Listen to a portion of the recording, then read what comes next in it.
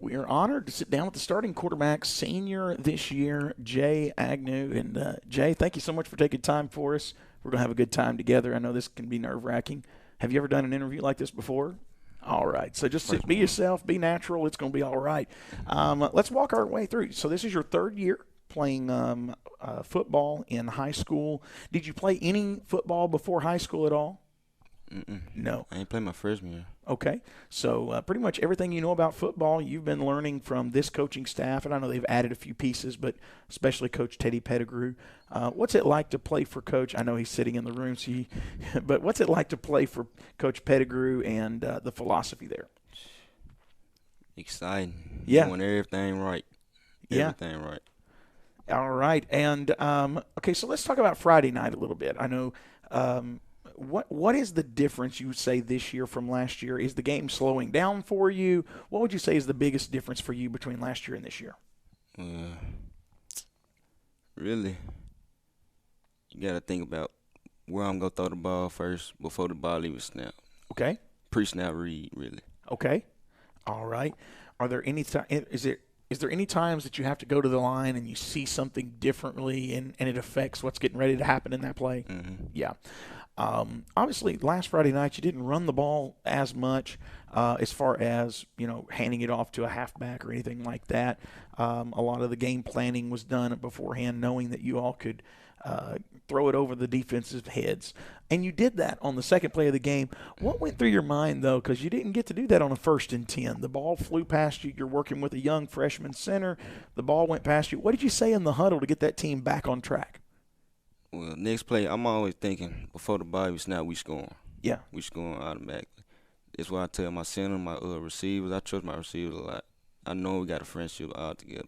Yeah. So when I throw the ball, I just know they go be somewhere to catch and score.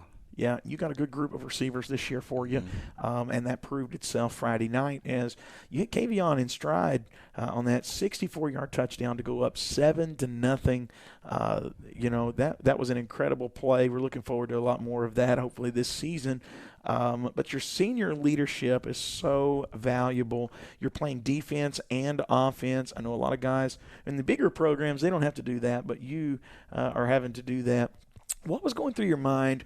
You kind of gave us a scare at one point in the game when you went down. We didn't know how hurt you were at that point, but we saw you pounding the ground, and I looked at the guy next to me, and I went, oh, no, I hope it's just a cramp. But what was going through your mind at that moment because you didn't know what was wrong? Well, I really kind of mad, really, because I needed to be on the field at the time. I caught 3 cramps Friday. Yeah. 3. Yeah. 3. And it's not because you guys aren't drinking water. We see it. We see you going to the side. You're down in water.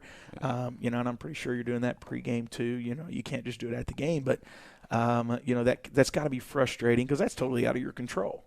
Mm-hmm. So how do you go about game preparation? What is your routine? Let's say the buzzer rings or the bell rings on Friday. Obviously, you're taking a road trip to Scotts Hill this week. I'm pretty sure that bus ride to Scotts Hill, Coach demands it to be pretty quiet. Do you listen to music? Do you just sit in silence and focus? What's the game plan this week? What is your routine from the time the bell rings on Friday? Well, I tell everybody to get focused. Put your earphones in. Like me, I listen to music. Okay. Make sure I got all my stuff ready.